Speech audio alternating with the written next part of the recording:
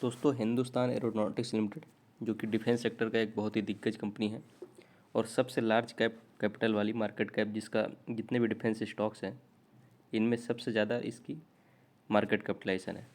अभी अगर प्रेजेंट की बात की जाए तो 3.35 लाख करोड़, मतलब डिफेंस सेक्टर का सबसे लार्ज मार्केट कैप वाला स्टॉक है। इसके बारे में जेफरीज ने कुछ रिपोर्ट्स पब्लिश की हैं और इनके टारगेट्स भी अपग्रेड किए हैं। नए टारगेट्स जो इन्होंने दिए अभी लगभग स्टॉक की अगर बात की जाए तो 5,900 या 10 रुपये के आसपास स्टॉक जो है ट्रेड कर रहा है। तो इन्होंने इसको टारगेट दिए हैं कि आने वाले टाइम में इसमें अच्छी तेज़ी देखने को मिल सकती है और लगभग स्टॉक जो प्राइस है वो 6500 के आसपास पहुंच सकता है। मतलब अभी से अगर देखा जाए 5,000 के रेट से, तो 6500 पहुंचने का मतलब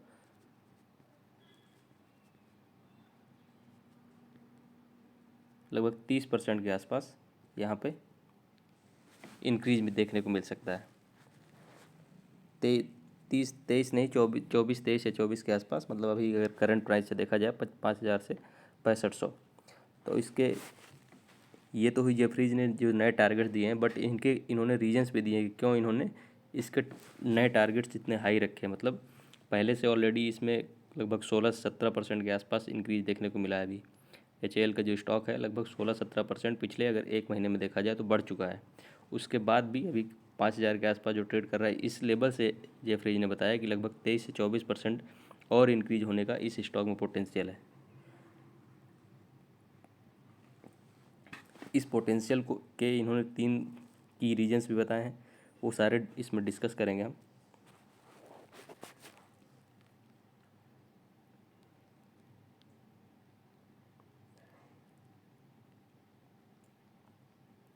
और जो सबसे इम्पोर्टेंट रीज़न है कि गवर्नमेंट का पुश है इसमें मेड इन इंडिया प्रोडक्ट्स बनाने का, और डिफेंस से रिलेटेड जो इनके प्रोडक्ट्स हैं उसको एक्सपोर्ट को लेकर भी काफ़ी ज़्यादा गवर्नमेंट जो है फोकस कर रही है। और मेड इन इंडिया मतलब अपने सेल्फ कंजम्पशन के लिए जो भी मिलिट्री, क्योंकि डिफेंस से रिलेटेड स्टॉक है ये हिंदुस्तान एरोनॉटिक्स लिमिटेड, तो जो भी इनके प्रोडक्ट्स हैं उनको या तो इंडियन आर्मी को सप्लाई करते हैं या तो एक्सपोर्ट यहाँ पे इंडियन गवर्नमेंट करना चाहती है। तो 2 टारगेट है कि एक तो जो अपना खुद का डोमेस्टिक कंजम्पशन है इंडियन आर्मी के लिए, जो भी प्रोडक्ट्स हैं वो सप्लाई करना, उसके बाद दूसरा एक्सपोर्ट पे फोकस करना। तो दोनों एक काफ़ी पॉजिटिव चीज़ है और दोनों के जो दोनों चीज़ें हिंदुस्तान एरोनॉटिक्स लिमिटेड से ही डिपेंडेंट रहेंगी, क्योंकि सबसे बड़ी मार्केट कैप वाली कंपनी है और सबसे ज़्यादा जो एयर कम्बैट हेलीकॉप्टर्स होते हैं उनका प्रोडक्शन हिंदुस्तान एरोनॉटिक्स लिमिटेड ही करती है। आगे डिटेल में बात करेंगे कि कौन कौन से जो कम्बैट हेलीकॉप्टर्स हैं उनका प्रोडक्शन करती है हिंदुस्तान एरोनॉटिक्स लिमिटेड, और उसके एक्सपोर्ट के लिए भी इंडिया फोकस कर रही है।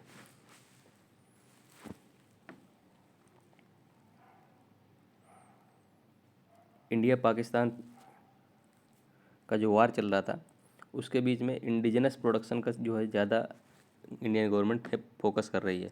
इसकी वजह से जो कि हिंदुस्तान एरोनॉटिक्स लिमिटेड, जैसा कि मैंने बताया कि काफ़ी सारे प्रोडक्ट्स प्रोड्यूस करती है इंडियन आर्मी को सप्लाई करने के लिए, तो ये एक HAL के लिए काफ़ी पॉजिटिव चीज़ है। ये भी एक रीज़न बताया इन्होंने कि जो टारगेट्स अपग्रेड किए हैं इन्होंने। तो सबसे पहला रीज़न इन्होंने बताया कि स्ट्रॉन्ग ऑर्डर बुक है इस स्टॉक की, HAL हिंदुस्तान एरोनॉटिक्स लिमिटेड की। अभी अगर करंटली बात की जाए कि इनकी जो ऑर्डर बुक है वो लगभग 1.9 ट्रिलियन, मतलब अगर करोड़ में बात की जाए तो लगभग 1,90,000 करोड़ के आसपास का ऑर्डर बुक करंटली अभी है। जो कि इसका जो रेवेन्यू है फिस्कल ईयर 2025 में जो कंपनी का रेवेन्यू था वो लगभग 2.5 लाख करोड़ के आसपास था।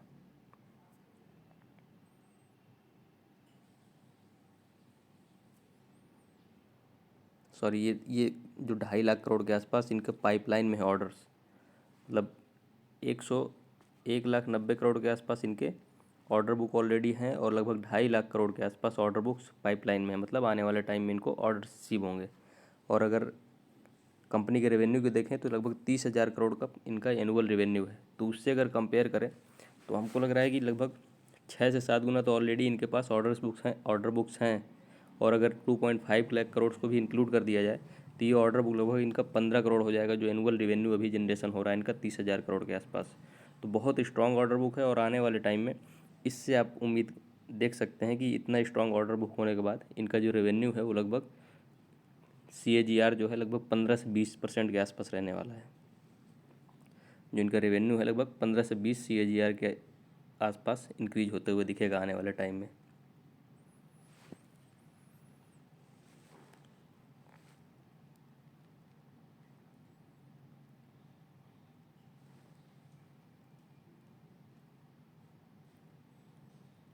जो 1.2 ट्रिलियन का इनको जो ऑर्डर है उसमें 1 ट्रिलियन का ऑर्डर जो है मैन्युफैक्चरिंग ऑर्डर है, और जो बचा हुआ रिमेनिंग है वो जो है मेंटेनेंस के लिए है।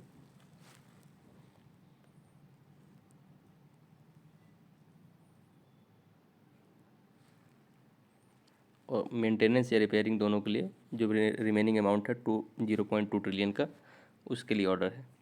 जैसे कि 650 बिलियन तेजस मार्क 1A मैन्युफैक्चर के लिए है, 340 billion advanced light helicopter orders के लिए है,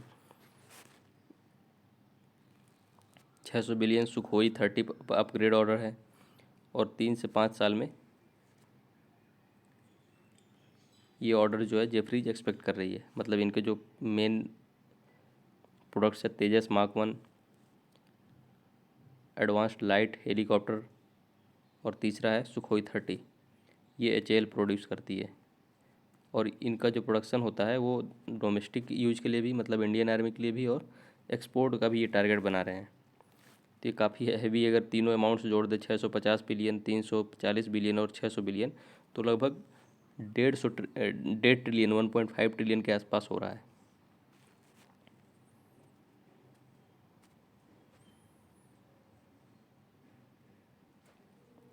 रेवेन्यू और मार्जिन के लिए इनको सेकंड जो रीजन दिया है इन्होंने, वो रीजन है कि strong medium term outlook and revenue for revenue and margin. Revenue जो है इनके काफ़ी ज़्यादा इंक्रीज होने वाले, क्योंकि ऑर्डर बुक इतना स्ट्रॉन्ग है तो आने वाले टाइम में रेवेन्यू तो ऑब्वियसली है इंक्रीज होने वाला है ही। तो ये भी बताया कि 15 से 18% के आसपास इनका जो रेवेन्यू पर एनम इंक्रीज होता जाएगा।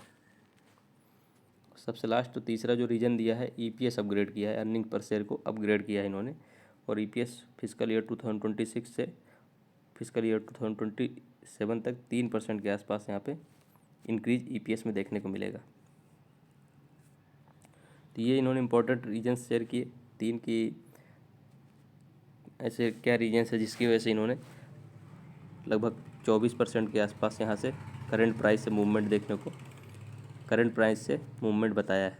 करंट प्राइस 5000 से ये 6500 को टारगेट दिया है जेफरीज ने HAL के लिए। तो ये इसके कुछ इंपॉर्टेंट रीजन्स भी इन्होंने बताया कि ऑर्डर बुक बहुत ही स्ट्रॉन्ग है, उसके बाद EPS भी अपग्रेड कर दिया है, और रेवेन्यू का जो एस्टिमेट है आने वाले टाइम में उसको जो CAGR लगभग 15 से 18 के आसपास रहने वाला है।